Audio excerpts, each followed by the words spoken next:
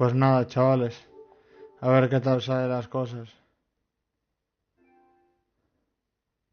Si es que no se me buguea esta mierda. Y con el wifi que tengo, que es una mierda también.